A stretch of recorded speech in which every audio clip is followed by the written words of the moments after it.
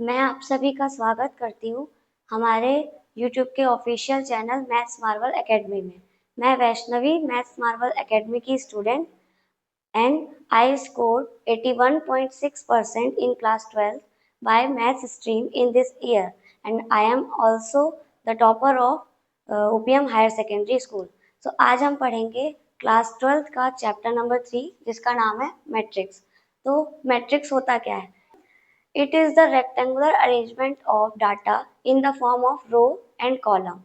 तो अब देखते हैं रो क्या होता है और कॉलम क्या होता है। जैसे हमारे पास ये एग्जांपल दिया हुआ है, राधा है जिसके पास नोटबुक कितनी है 15 और पेन कितने हैं 6 और फौजिया के पास कितनी नोटबुक है 10 और कितने पेन है 2। सिमरन के पास 13 नोटबुक्स है और 5 पेन्स है। तो ये जो डाटा दिया गया है इन लोगों के बारे में, इसी को हम किसी रेक्टेंगुलर शेप में अरेंज कर देते हैं तो उसी को हम मैट्रिक्स कहते हैं।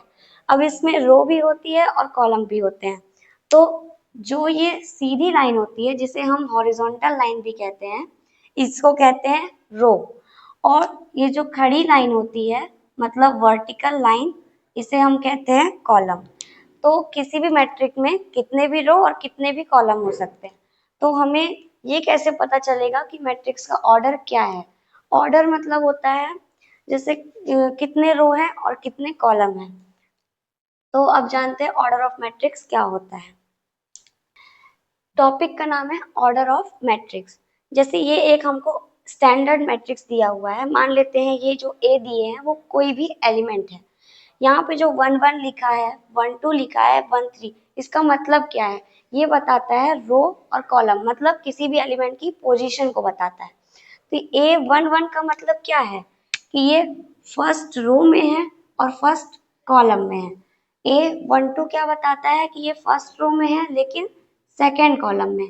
हम लोग कभी भी जो 1 2 या 1 1 लिखा है तो पहले हम हमेशा रो को लिखते हैं और फिर कॉलम को लिखते हैं। जैसे इसका जो ऑर्डर है वो क्या है, m इंटू n, क्योंकि इसमें जो रो है कितनी है m है और जो कॉलम है वो कितने n, क्योंकि हमको पता नहीं, ये स्टैंडर्ड मैट्रिक्स है।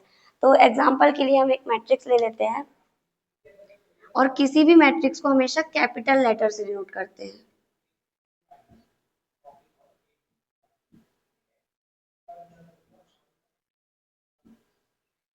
मान लेते हैं कि ये कोई मैट्रिक्स है। अब हमको नहीं पता इसका ऑर्डर क्या होगा, पर हमको पता है कि इसमें हम सबसे पहले रो लिखते हैं फिर कॉलम लिखते हैं।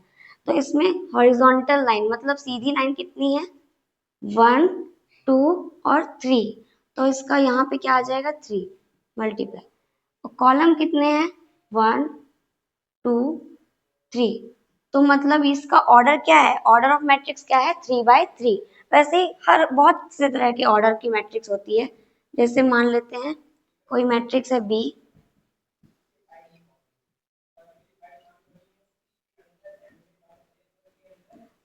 अब इस मैट्रिक्स का ऑर्डर क्या होगा, इस मैट्रिक्स में रो कितनी है 1 2 3, तो यहाँ पे 3 लिख दिया। और कॉलम कितने हैं 1 2, तो ये मैट्रिक्स कितने ऑर्डर की हो जाएगी 3/2 की। तो अब चलते हैं नेक्स्ट टॉपिक की तरफ। तो नेक्स्ट टॉपिक है टाइप्स ऑफ मैट्रिक्स। मैट्रिक्स के बारे में तो जान चुके हैं, अब मैट्रिक्स से कितने टाइप होते हैं वो जानते हैं। तो पहला होता है कॉलम मैट्रिक्स। कॉलम मैट्रिक्स क्या होता है, इसके नाम से ही पता चलता है कि इसमें कॉलम तो होगा ही, पर इसकी एक कंडीशन है कि इसमें एक ही कॉलम होगा। रो कितनी भी हो सकती है लेकिन कॉलम एक ही होगा, उसी को हम कहते हैं कॉलम मैट्रिक्स। मतलब a matrix is said to be a column matrix if it has only one column, मतलब ऐसी मैट्रिक्स जिसमें सिर्फ एक ही कॉलम हो उसे हम कॉलम मैट्रिक्स कहते हैं। एंड नेक्स्ट है रो मैट्रिक्स। मतलब जैसे कॉलम था, कॉलम वाले में एक ही कॉलम, तो ऐसे ही रो मैट्रिक्स में एक ही रो होनी चाहिए।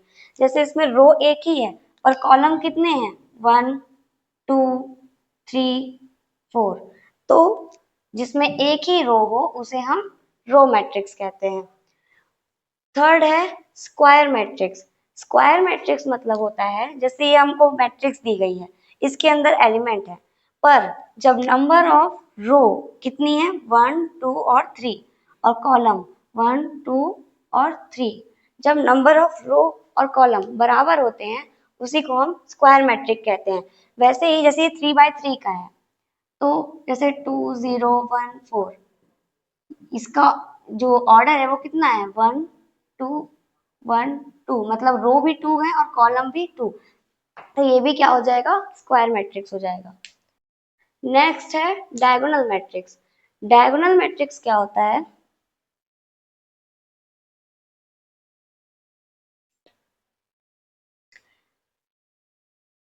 डायगोनल मैट्रिक्स होता है कि जो किसी भी मैट्रिक्स के जो डायगोनल है उसके अलावा उसके जितने भी एलिमेंट हैं वो सब जीरो होंगे।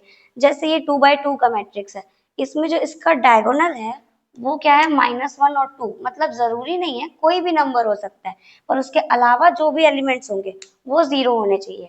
जैसे ये 3/3 का है, इसका जो डायगोनल है वो किसी भी मतलब नंबर में है, लेकिन जो उसके अलावा जो भी एलिमेंट है वो क्या है, जीरो है, तो उसी को हम क्या कहते हैं, डायगोनल मैट्रिक्स कहते हैं।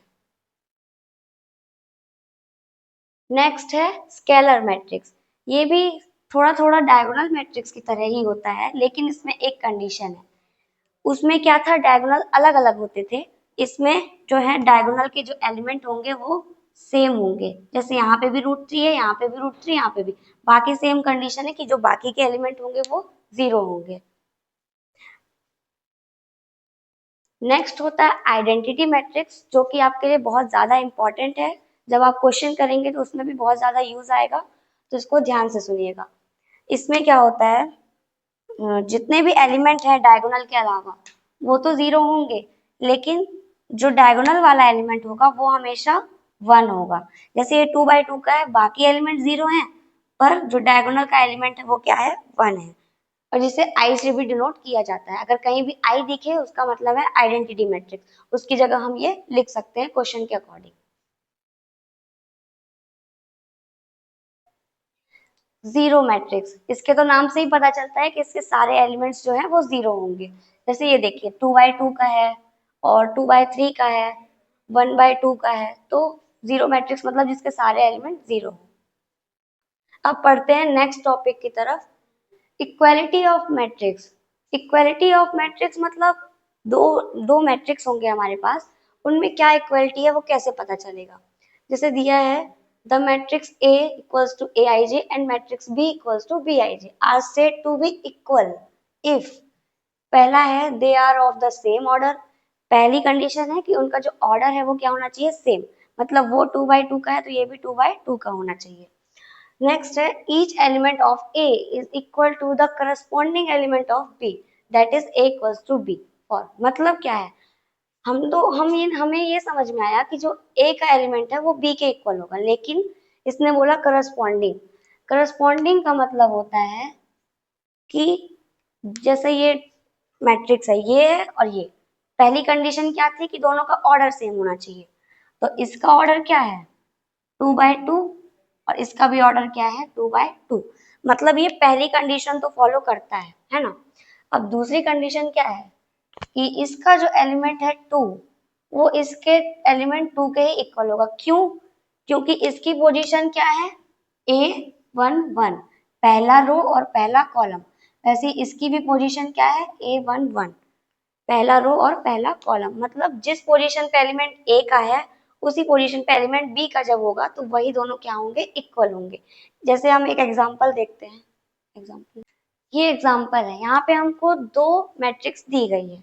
अब लिखा है x+3 z+4, ऐसे क्वेश्चन दिया है, लेकिन हमको पता करना है किस क्या, find the value of a b c x y and z। अब इतनी सारी वैल्यू फाइंड करनी, पर हमको पता है नॉर्मल सी कंडीशन कि हम अगर इसमें इक्वलिटी ऑफ मैट्रिक्स लगा देंगे तो हमारी वैल्यू इजिली आ जाएंगी। जैसे देखिए x+3, इसकी पोजीशन क्या है, A11, पहला रो और पहला कॉलम, दूसरी मैट्रिक्स में क्या है इसकी पोजीशन, A11 की 0, तो मतलब क्या है कि x+3 जो है वो 0 के इक्वल हो जाएगा। देखिए दिया है x+3 इक्वल्स टू 0, तो x की वैल्यू क्या हो जाएगी, 3 प्लस में माइनस पे चला जाएगा तो x की वैल्यू हो जाएगी -3। वैसे ही z+4, इसकी पोजीशन क्या है, पहला रो दूसरा कॉलम, मतलब A12, वैसे ही इसमें क्या है, A12 पे 6 है, तो z+4 इक्वल्स टू क्या हो जाएगा, 6 के, तो 4 जाएगा 6 के बाद, तो माइनस में हो जाएगा तो z की वैल्यू आ जाएगी 2। कहाँ पे है, ये देखिए z की वैल्यू 2 आ जाएगी। नेक्स्ट टॉपिक में चलते हैं।